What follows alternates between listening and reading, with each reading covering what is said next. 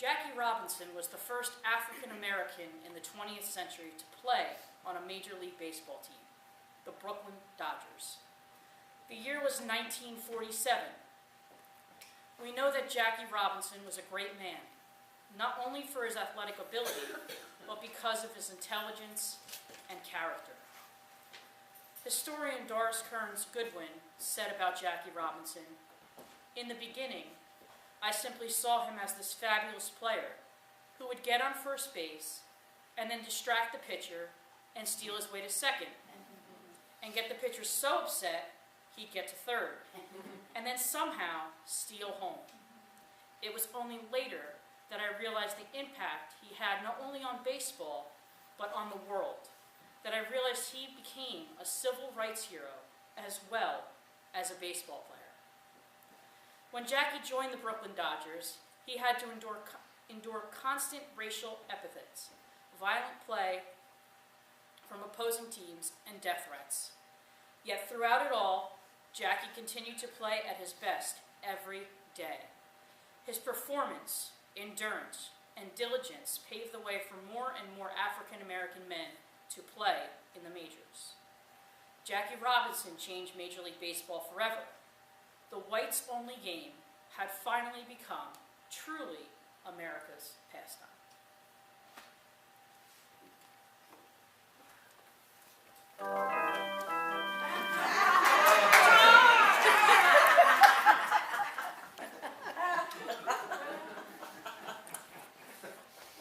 I apologize to those who I can't really see, but Yeah, we move them on our flags. Yeah, the flowers in the coat. There we go.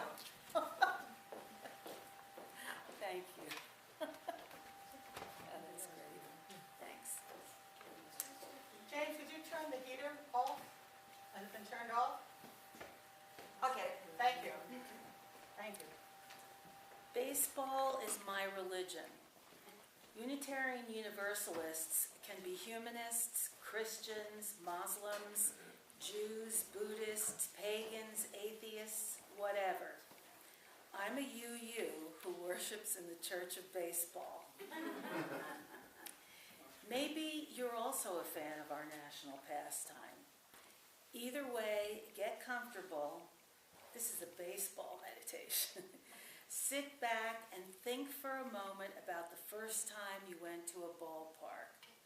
You might have been a small child or even an adult. You walk through the turnstiles, people bustling all around you. The smell of hot dogs and roasting peanuts and cotton candy surrounded you. Maybe you were holding the hand of your dad or mom.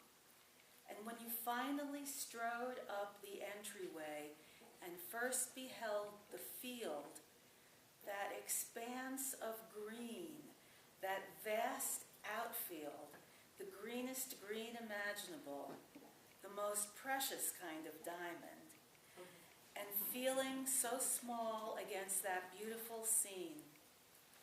The sounds of players warming up, the crack of the bat, the slap of the ball in the catcher's glove, the chatter, and your utter joy at being at a baseball park.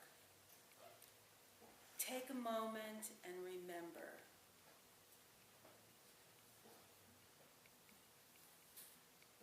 Okay, come back now. For some of us, baseball has the ability to bring us back to our youth, into the sunshine, and able to achieve things we can no longer do. I grew up a fairly normal girl, playing with Barbie, joining the Girl Scouts, taking pictures of my beagle in various costumes. I played catch with my best friend and either my dad or her dad many evenings in the summer. We played baseball with the neighborhood kids in my backyard. The weeping willow tree was first base. My brother's red jacket was second base. The fir tree was third, and the monkey bars were home plate. Since we lived on Long Island, we would go to Shea Stadium and Yankee Stadium. I had always liked baseball. But it wasn't until my mid-20s that I became a rabid fan. My mentor at Rutgers knew I liked baseball, so he gave me a copy of The Glory of Their Times, one of the best baseball books ever published. It's a collection of reminiscences of early Major League ball players, researched and tape recorded in the 1960s by Lawrence Ritter, who was an economics professor at NYU. Reading the book brought me back to the early 1900s, when people followed their favorite teams through the late afternoon newspapers. There was no TV, and even radio was still in development. I fell in love with these players' stories. I joined the Society for American Baseball Research, SABR. I met one of the ball players in the book, Smokey Joe Wood, and arranged to interview the great pitcher at his home in New Haven, Connecticut. Smokey Joe and I became friends, as much as a 93-year-old man and a 28-year-old woman could become friends. I visited Smokey Joe several times and was treated to demonstrations of his wind-up motion and his comments on players and plays as we watched Red Sox games together. I became completely hooked on the game, beginning a career of baseball research, writing, and teaching.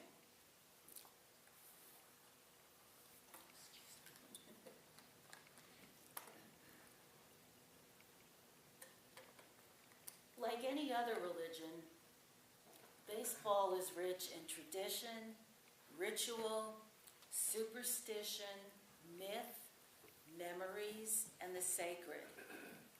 What is more sacred to a baseball fan than a revered player's record, especially when it breaks another venerated player's record? Like Cal Ripken's record of consecutive games played, which broke Lou Gehrig's seemingly unbreakable record.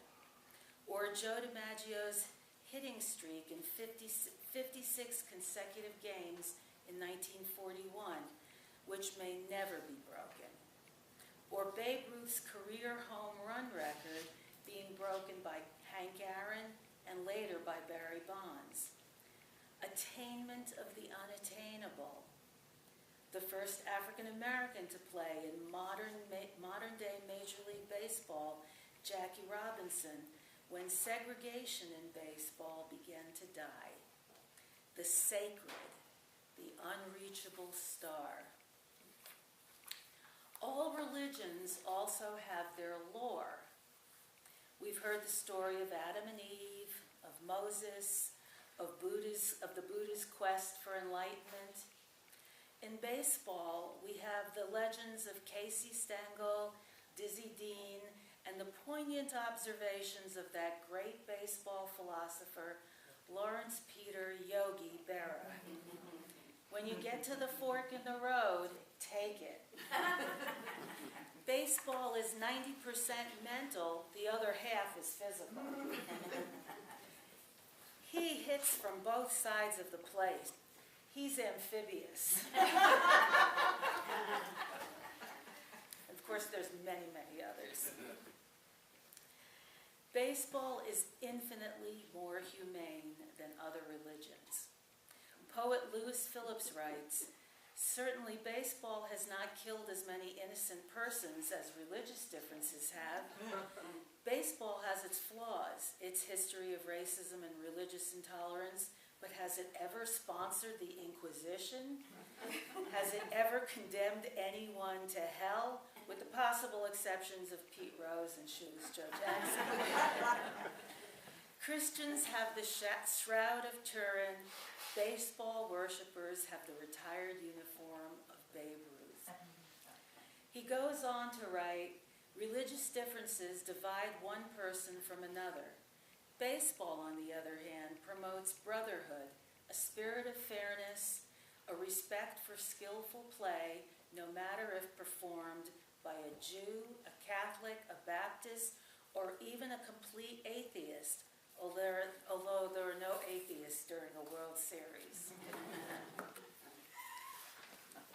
American philosopher Morris R. Cohen wrote in 1919, "The essence of religious experience is the redemption from the limitations of our petty individual lives and the mystic unity with a larger life of which we are a part.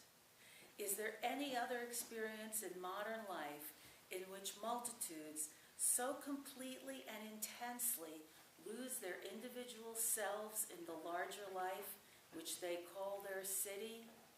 In baseball, the identification has even more of the religious quality, since we are absorbed not only in the action, but more deeply in the fate of the mystic unities which we call the contending cities." In the words of sportscaster Ernie Harwell, baseball is a ballet without music. Religious followers often make pilgrimages to attain a more elevated state of being. The Church of Baseball offers pilgrimages to the Hall of Fame in Cooperstown, the Field of Dreams in Iowa, and in any major league city, a sacred game. For example, on August 5th, 1985, I made a pilgrimage to Yankee Stadium to see former New York Met Tom Seaver, the favorite pitcher of my youth, who was then with the Chicago White Sox. He defeated the Yankees and most spectacularly earned his 300th career win. Like any religion, baseball has its share of superstition, too. You don't talk about a no-hitter while it's in progress. Other players on the bench stay away from the pitcher, giving him space. Superstition is the reason some players eat the same meal before every game or wear the same article of clothing, especially if they're on a hot streak. Some players won't step on a white line on the way to the outfield, and some will always step on a base for good luck. Speaking of superstitions, how about the sophomore jinx? Does anyone remember the second seasons of Joe Charbonneau or Mark Fidrich? What is it about baseball that makes it so special? What about it allows us to transcend the realities of everyday life? How does it present to many of us a spiritual experience? Baseball reminds us of the halcyon days of childhood and the peacefulness of rural life, even if we grew up in the city and didn't experience either. Baseball is a reflection of the past. It's played in a ballpark, a green cathedral. In the wonderful, heartwarming novel Shoeless Joe by W.P. Kinsella, which was made into the movie Field of Dreams, the main character, Ray, says, "A ballpark at night is more like a church than a church." Baseball is democratic. Each player gets a turn at bat. And unlike many team sports, virtually anyone can play it. Most players can and do strike out. They can still be heroes, though. Take this last verse from Ernest Thayer's Casey at the Bat. "Oh, somewhere in this favored land, the sun is shining bright. The band is playing somewhere, and somewhere hearts are light. And somewhere men are laughing, and somewhere children shout. But there is no joy in Mudville. The mighty Casey has struck out." One day, about 25 years ago, hold that thought, I turned on the TV, and the only game I could find was a Texas game. I hate Texas. But it was baseball, and Nolan Ryan was pitching, so I watched. And as the game unfolded, I began to realize that I was witnessing history. Nolan Ryan was pitching his 7th no-hitter, a major league record. And as a devout believer in the Church of Baseball, I prayed with each pitch for the no-hitter. All religions have their rituals. Each baseball player has a unique ritualized walk to the plate, batting stance, home run stride, and fielding style. Some batters will make the Stations of the Cross before each pitch. That's interdenominationalism at its best. And the fan rituals. When you hear a chant of boo for one of your own team's players, it's probably the fans chanting for a Lou or a Mookie or even an Albert Pujols. If your pitcher has 2 strikes on the batter, you clap in rhythmic unison before the next pitch to get the strikeout. And one of the most cherished rituals of all, the 7th inning stretch.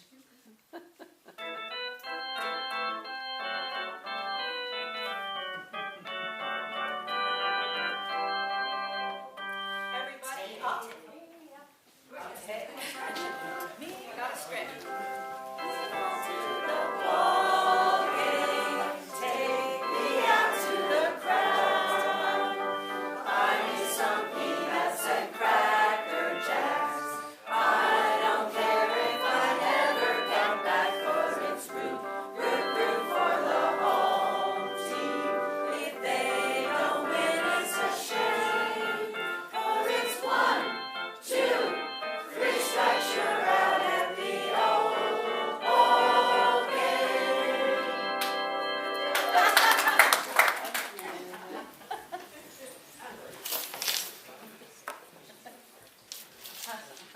One of our European predecessors, the great poet, thinker, and writer Walt Whitman, and you have another quote by him here, said, "I see great things in baseball. It's the hurrah game. It's our game, America's game. Has the snap, go fling of the American atmosphere. Belongs as much to our institutions, fits into them as significantly as our constitutions, laws, is just as important in the sum total of our historic life." Enlightened Republican George Will wrote, it's a great quote, "Baseball, it is said, is only a game. True. And the Grand Canyon is only a hole in Arizona." Ball player Jim Bouton reflected on his career in the game. "You spend a good piece of your life gripping a baseball, and in the end, it turns out that it was the other way around all the time."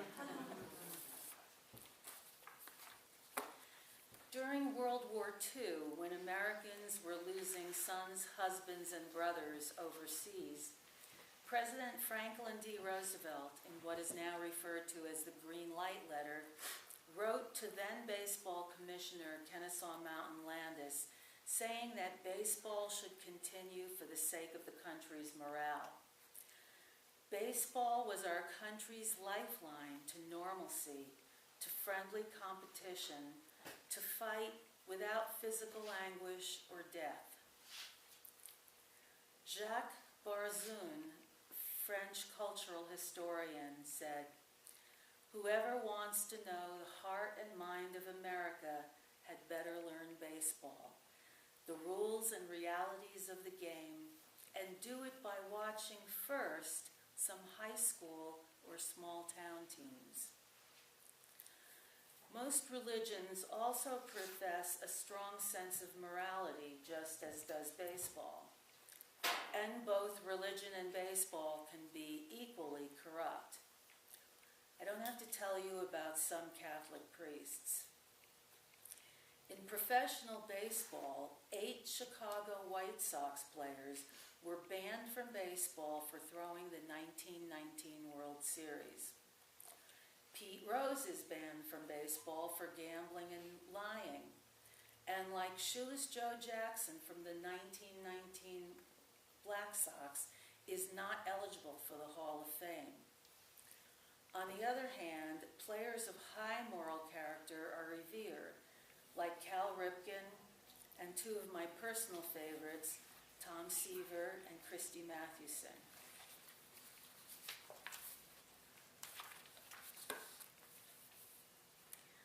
Hall of Fame umpire Bill Clem said, "Baseball is more than a game to me. It's a religion."